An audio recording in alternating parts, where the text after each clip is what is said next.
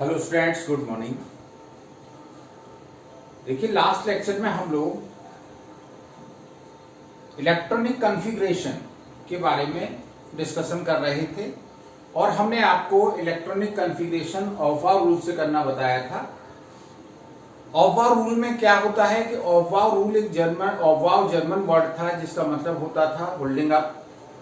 ऑफवाव rule में हमने different subshells या डिफरेंट ऑर्बिटल्स का increasing order of energy gain किया था एक फिगर के द्वारा, और उस फिगर में हमने बॉक्सेस बनाए थे ऑर्बिटल्स के रूप में या सबशेल्स के रूप में। फर्स्ट शेल में 1, सेकेंड में 2 बनाए थे, थर्ड में 3, फोर्थ में 4, फिफ्थ में 5, फिफ्थ में 4, सिक्स्थ में 3 और सेवेंथ में 2, और फिर उनको डायगोनली मिला के उससे इंक्रीजिंग ऑर्डर ऑफ एनर्जी हमने गेन किया था 1s, उससे बाद जाता है 2s, 2p, 3s, 3p, 4s, 3d, 4p, 5s। अब आप देखिए,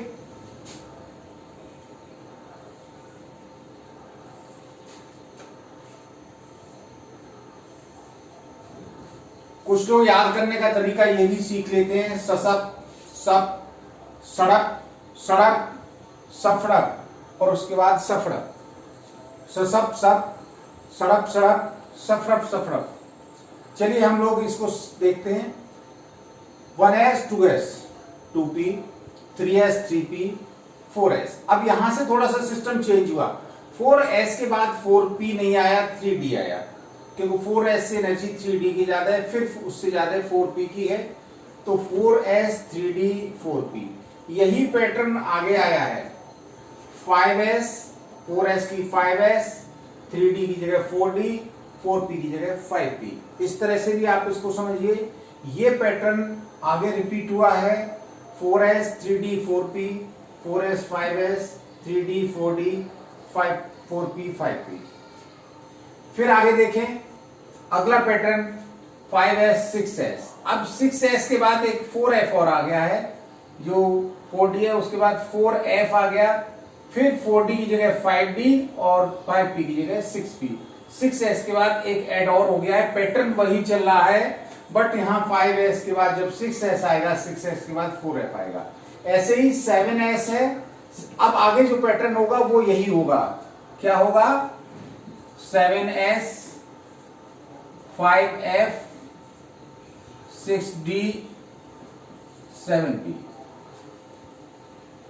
6 का 7, 4 का 5, 5 का 6, 6 का 7। ये पैटर्न इस पैटर्न से, ये पैटर्न इस पैटर्न से मिलता हुआ है। अगर एक पैटर्न आपको पता है, दूसरा अपने आप उसका एक नंबर हायर प्रिंसिपल स्टाइल का करते हैं। तो इस तरह से हमने डिफरेंट सबशेल्स की एनर्जी का इंक्रीजिंग ऑर्डर प्राप्त कर लिया था, और इसमें इलेक्ट्रॉन्स की फिलिंग देखी थी कैसे होती है। उनके कुछ एक्सेप्शनल केस भी बताए थे, उसमें 24 और 29 को हमने एक्सप्लेन कर दिया था एक्सेप्शनल केसेस कैसे। दूसरा, ये ऑर्बिटल्स का जो इंक्रीजिंग ऑर्डर एनर्जी का है, ये हम n+l रूल से भी गेन कर सकते हैं। n+l rule,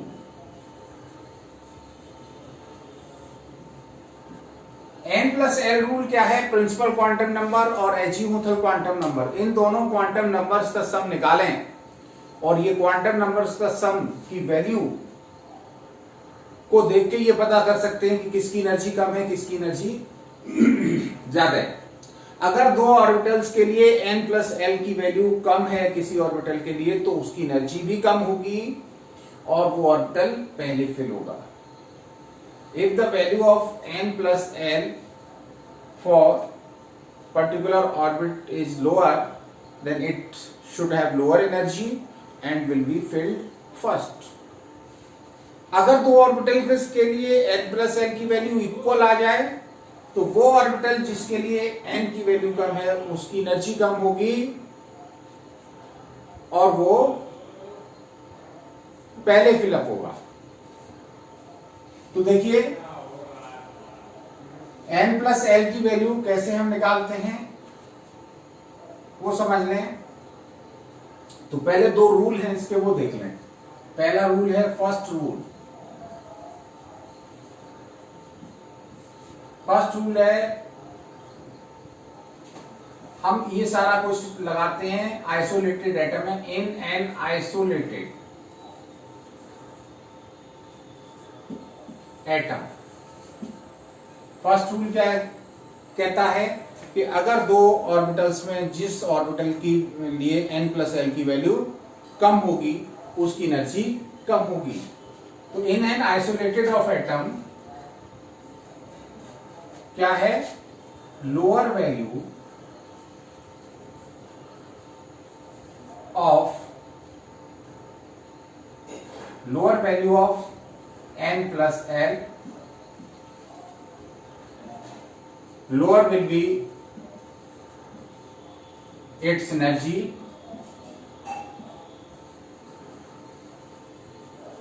and filled first।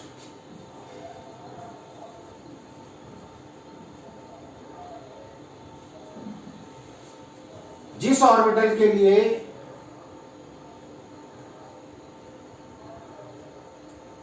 n plus L की वैल्यू कम होगी, lower the value of n plus L, यहां पे ये और लिख लें, for any subshell, for any subshell या orbital. Lower the value of n plus L for any subshell और orbital, lower will be its energy and fill first. For example हम लेते हैं 3d और 4p। For example consider 3d and 4p orbitals. n की value कितनी होगी, देखिए for 3d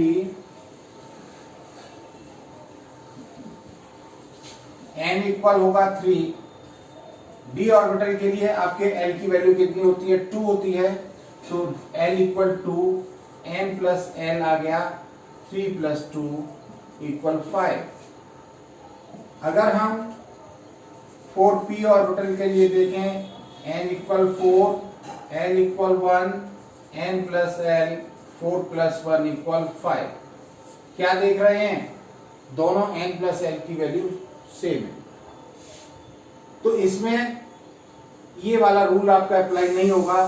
तो हम 3d और 4s को देख लें, 3d and 4s orbitals. 4s के लिए n की वैल्यू 0 हो जाएगी, n प्लस एल 4 प्लस 0 तो 4 आएगी।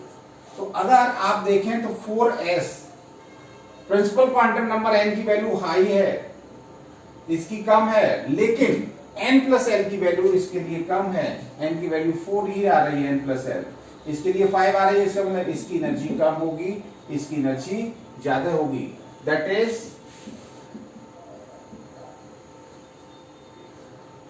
4s orbital will have lower energy,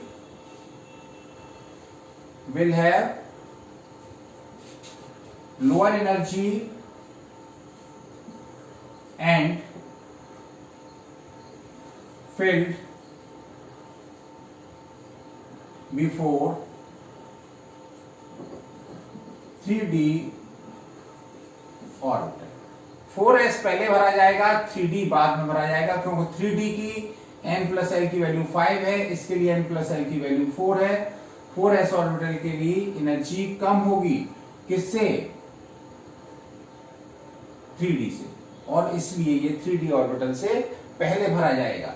तो एक रूल ये हो गया कि lower the value of n plus L for any subshell और orbital, lower is the value of energy. दूसरा रूल क्या कहता है, सेकंड रूल ये कहता है कि if two orbitals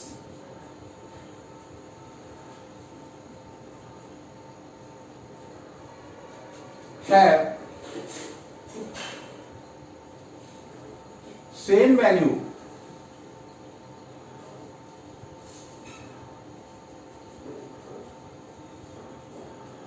of n plus l, then the orbital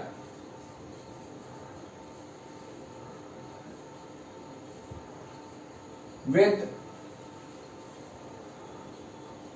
lower value of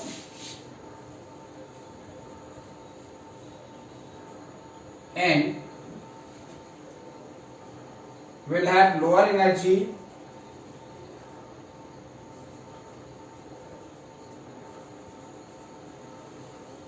and filled first.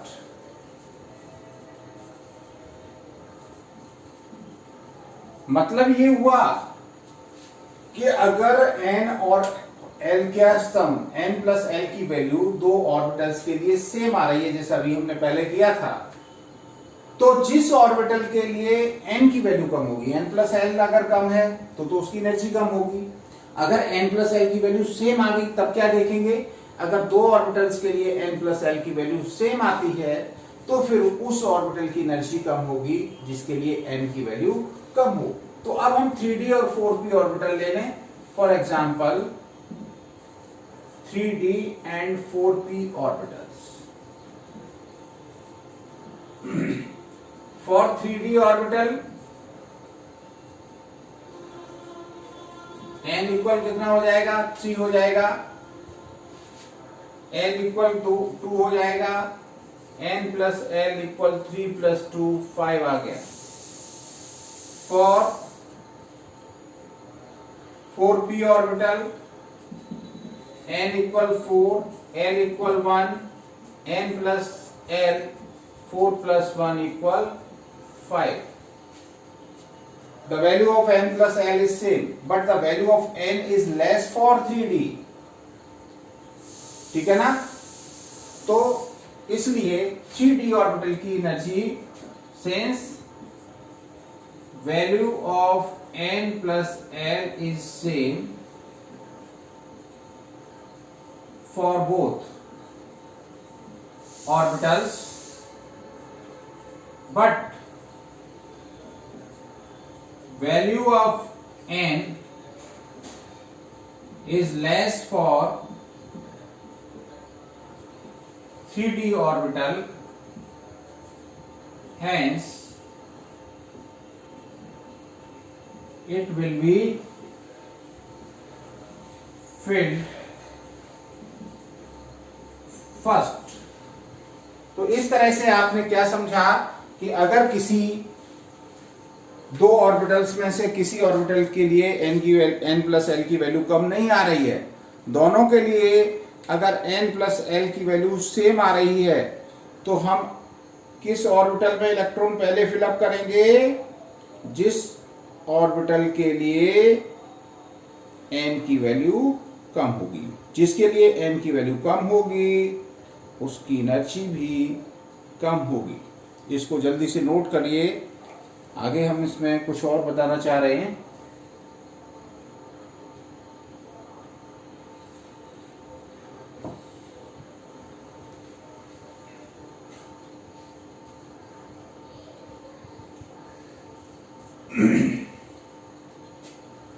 अगर हम इन सभी ऑर्बिटल्स का जो ऑर्डर है वो फिगर के द्वारा प्राप्त कर रहे हैं, वो हम n प्लस एल रूल से भी यही ऑर्डर हमें मिलने जा रहा है। हम अगर n प्लस एल की वैल्यू सबके लिए निकाल के देख लें तो भी हमें यही ऑर्डर मिलेगा। कैसे, देखिए,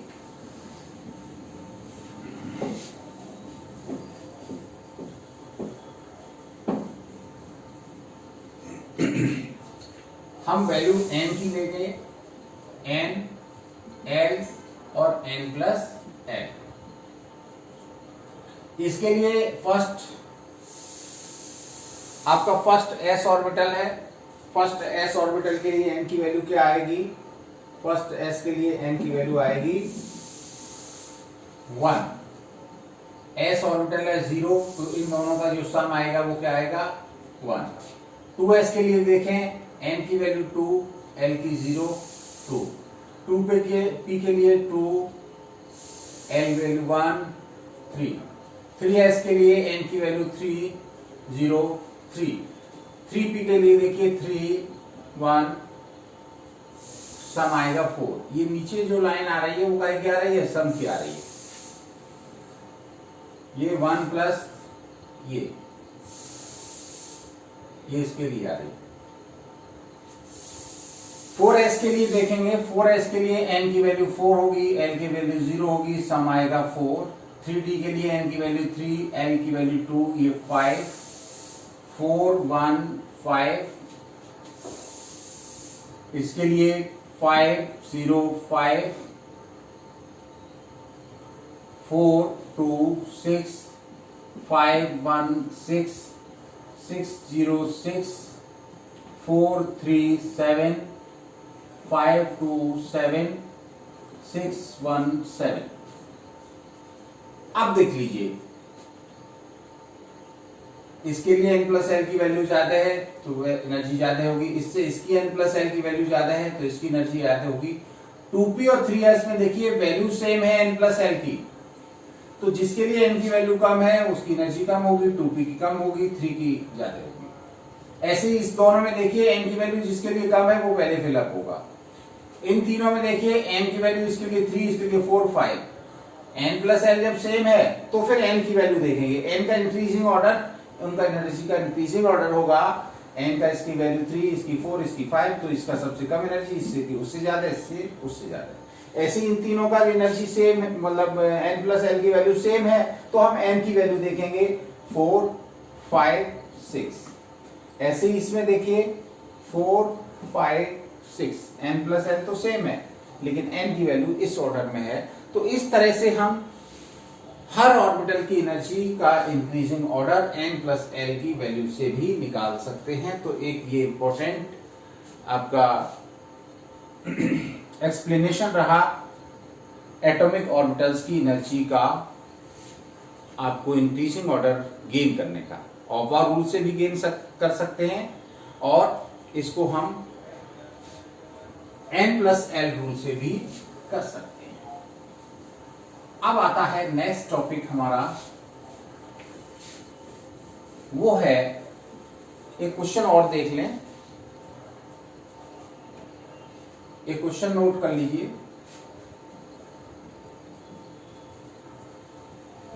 what is total number of orbitals associated with principal quantum number n equal 3। कितने ऑर्बिटल्स एसोसिएटेड होंगे थर्ड शेल से, मतलब how many orbitals are there in third orbit. तो देखिए थर्ड ऑर्बिट के लिए n की वैल्यू 3 हो गई, जब n की वैल्यू 3 हो गई तो l 0 हो गया, 1 हो गया, 2 हो गया। For l equal 0, n equal 0, m 0 का मतलब 1s ऑर्बिटल हो गया। For l equal 1, m equal -1, 0 + 1, इसका मतलब ये वैल्यू 1 l की p ऑर्बिटल, p सब शेल के लिए p में 3 ऑर्बिटल हो गए, तो कुल मिला के p सब शेल में 3 ऑर्बिटल आ गए। And for l equal 2, m equal -2, -1, 0 + 1 + 2, कितनी वैल्यू आ रही है 5, तो इसका मतलब 5d ऑर्बिटल्स हो गए। टोटल ऑर्बिटल्स कितने हो गए, टोटल अगर हम इनको जोड़े 5 + 3 8 + 1 9 ऑर्बिटल्स।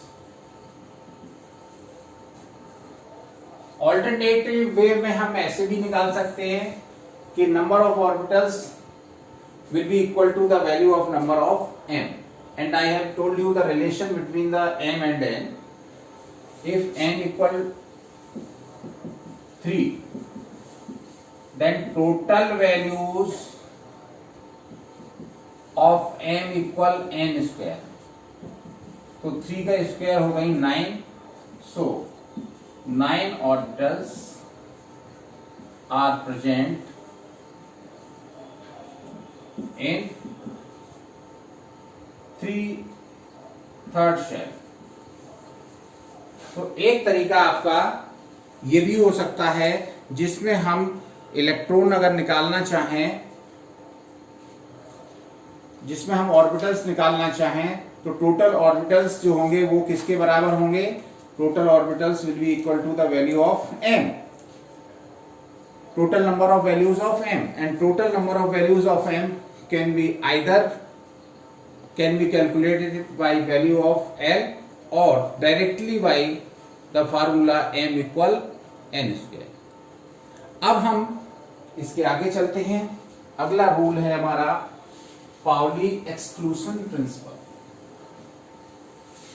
क्या है? Pauli's exclusion principle. Pauli's exclusion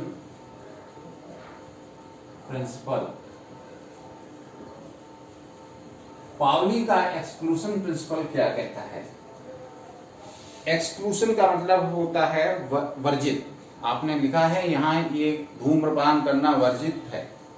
तो पाउली एक्सक्लूशन ये कहता है कि किसी एटम में किन्हीं दो इलेक्ट्रॉन्स की चारों क्वांटम नंबर का सेट एक जैसा होना वर्जित है. Means no two electrons in an atom can have same value of all the quantum numbers. Her electron की चारों क्वांटम नंबर का जो सेट है वो यूनिक होता है क्योंकि उसकी आइडेंटिटी है. तो किन्हीं दो इलेक्ट्रॉनों की एक एटम में आइडेंटिटी एक जैसी नहीं हो सकती. तो बहुत सिंपल रूल है. क्या रूल कहता है? इट स्टेट्स दैट, क्या कहता है? no two electrons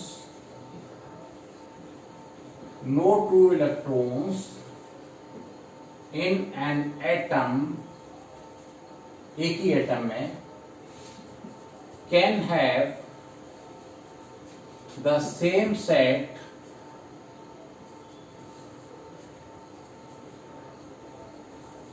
of all the four